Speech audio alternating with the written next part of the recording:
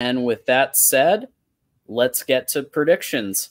And as some people know, I didn't give my predictions on any other show I was on this last couple of days. I told everybody, you got to wait for tonight. So here it is. But we are going to start with our guest.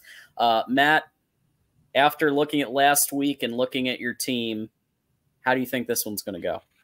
So I'm going to go Texas 26-20. I really haven't moved off of my early prediction. I said 23-20. I just bumped it up a little bit because of what I saw out of the Michigan offense. I think what I kind of said about the Michigan offense and team in general, it's kind of like driving on a highway, but with one lane. Like there's not much room for error. Like the room for error, if Michigan turns the ball over and isn't winning the turnover battle, I don't think you win this game. If they're missing field goals, I don't think you win this game, which I don't think is going to happen because I think we both have great kickers. Yeah. But they have way more. We have way more room of error than you do, in my opinion. So I think we do end up winning 26-20.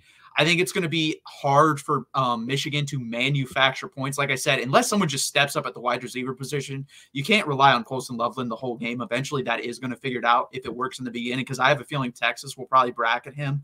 I see a lot of cover 1 and cover 2 from Texas. If they do cover 2, they'll probably just bracket Colston Loveland with the other safety and basically make it a cover 1 situation.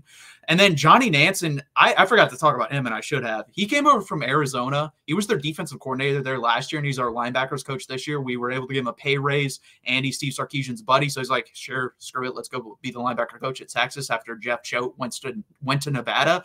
And he is very schematically versatile. Like, there's defenses that we have never played under Pete Kwiatkowski that we played versus Colorado State. We played a three high safety defense. PK has never done that at Texas, never. So that's Johnny Nansen. We played a bare front defense with two defensive tackles and 1 nose tackle, plus a couple other edges, which I think they will use that versus Michigan because that is used to stop the run. And it's going to be interesting what other wrinkles and aspects he does put. I'm not going to mention the other one, like he played a dollar defense, which is 6 defensive backs. I don't think you're going to see that because I don't think Michigan's going to be, throwing it all over the yard. Now, maybe if it's like a 3rd and 11 situation, you'll see that. But I think you're going to see the bare front for sure in this game. So I think Texas is able to score. I think they're able to, when I say this, run enough, kind of like what we did at Alabama. Last year at Alabama, we had 38 pass attempts, 37 run attempts, but we only ran the ball for 2.9 yards per carry. Steve Sarkisian wants to run the football. His basis of his offense is RPO, inside zone run. You're going to see that to death. And if you can't stop the run, especially, you're going to get killed by it. But he's still going to try to run even if he can't. The reason people always bring up the Washington game, he got away from it, is because the running backs fumbled. I don't expect the running backs to fumble this game. What I am worried about, those blitzes that Michigan does bring, can these guys pick it up in the passing game? I trust Jaden Blue because Jaden Blue's been there. Jaden Blue's super talented. He was the #1 running back coming out of high school a couple years ago and then decided to skip his senior season, and he fell to number 4 or 5 for whatever reason, but the guy's super talented. And then can Trey Wisner and Jarrett Gibson, the freshman, who is also highly talented, the #4 running back out of high school this year, can they pick up the blitzes? Jarrett Gibson, to me, honestly, has the most juice out of the room. He's pretty good out of the backfield catching and also running. Jaden Blue, I expect him in the slot as well because he's probably the best pass catcher we've had at the running back position in a long time. So I think Texas is able to do enough offensively, and I think they're able to contain Michigan with their defense versus their offense, and I think Texas comes away with it 26-20. All right. Okay. TJ? So I going into, prior to our week 1 game, I was definitely in a more optimistic view of this week 2 game. Now, I do believe that Michigan can win this game. I do believe that Michigan, if they hit on the keys that I have, I spoke about earlier, which is limit them to field goals, sustain offensive drives, and improved quarterback play, we can win this game. But I am not predicting us to win this game. I apologize, Wolverine Nation, but I cannot do a disservice. I have to go with what I feel. I'm sorry, Keegan. I apologize. 28-17 Texas. Wow. Whoa.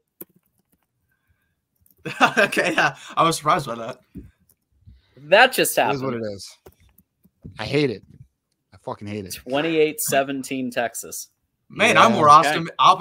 optimistic than you are. Jeez.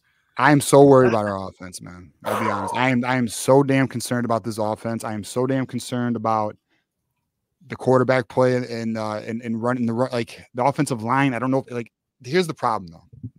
If this was a week 7 game, it's week 2. We have so much we have to clean up. Like, I'm just concerned we're not going to fix this in time. Like, I do believe we're a good team. I do believe we're talented. I think we have, we definitely have a championship caliber defense. We have a championship caliber kicker. We have a championship caliber punter.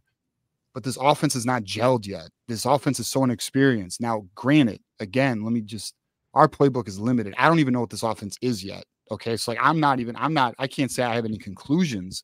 I'm taking this a game at a time right now. But I am just concerned about this quarterback. Like, we saw wide receivers 3 for 15, 3 receptions. That's our leading wide receiver. That's not going to cut it against Texas. They're definitely better than Fresno State. So, especially defensively. Like, I am concerned. I'll just lay this before I move on to you, John. This is my biggest concern. We cannot sustain offensive drives, thus putting our defense in a very bad position because they're on the field all day, and then they get worn out, and then Texas is able to run the score a little bit. That is my concern. And then also not being able to capitalize in the red zone, having to rely on our field goal kicker. But we'll see. I mean, I want to be wrong as hell right now. Like, I'm going to be real with you. Like, I do not want to be. I want to be so wrong. So we'll see though. But I cannot, like, if I feel it, if my gut's telling me, I'm gonna say it. So it is what it is. Hoping for the victory. Hoping to see Michigan do the damn thing. And let's get it. Like, I mean, listen, I'm coming into the game horns down, F those dudes. But, that's the prediction. It is what it is. And I think worst case scenario, I would agree with you, is kind of like the Georgia-Clemson game. Like, Clemson's defense kept them in that game, and they just could do nothing offensively to where they were dead tired by the end of the game, and then that's when Georgia piled it on. Like, that's worst case scenario. I don't think that's going to happen. But could it happen if you guys are just completely inept offensively? Absolutely. I also think, I didn't bring this up, and I should have. We have a new punter. He punted 1 time, so that's a bit concerning. I will say, I think Jeff Banks is an excellent special teams coach. Like, our special teams has been phenomenal since he's been here. So I'm not really concerned about, like, getting it blocked or anything, but that could change this type of game. That could change the game if he shanks one and you guys get the ball like the 38-yard line, because that gives you points. So we always promised we'd keep it real here. And so TJ is just doing that. And look, I do think that's like the nightmare scenario. If the offense just can't figure it out, I see that as the nightmare scenario. I'm going to be slightly more optimistic, and my prediction is going to be 23-21 Michigan. Last second field goal wins the game for Michigan. I think it's going to be very, very tight, very, very close. It's going to be a dogfight. If this was last year, I'd say Michigan wins by a couple of touchdowns. Similar to Washington, but tighter than that game. But I do think that with the offensive struggles, they just need to find enough in terms of packages to be able to pull enough together where Will Johnson can get an interception, pick 6, and then you get enough to just cobble together 2 touchdowns on offense. And I think it's doable.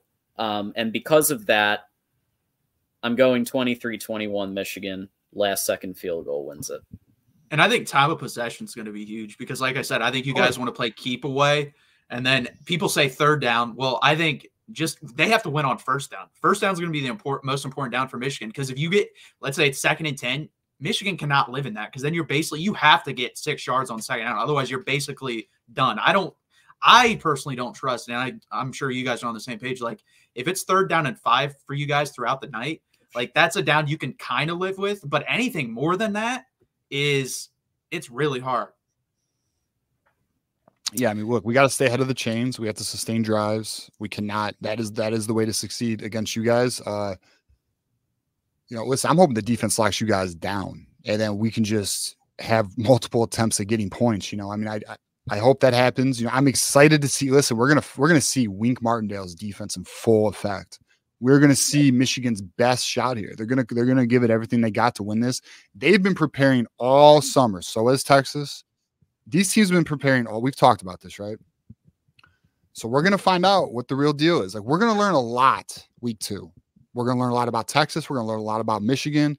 We're going to see the reality of things. So I'm very interested to see this. Now, is it a conclusion? Now, does this game determine the season? Absolutely not. These teams will continue to grow, learn, improve, but it's still going to be a major indicator of where these teams are, you know. And I'll tell you right now, man, if I am wrong, which I hope I am, I don't want to be right, then listen, that postgame show is about to be freaking lit. And, you know, I saw a comment where it's like, oh, TJ got to eat crow. If we went good, I will take that L. I will gladly take the L on my prediction. I want to be wrong. It is far more important to me that Michigan wins than me be right. Okay. Like I don't give a shit about being, well, I mean, my intent is to be right. That's my, you know, I don't want to like lie to you guys, but I much prefer Michigan prove me wrong than me be right. That's way more important at the end of the day for me. So, but yeah, I mean, we'll find out, man. That post-game show is going to be crazy. One way or another, it's going to be crazy.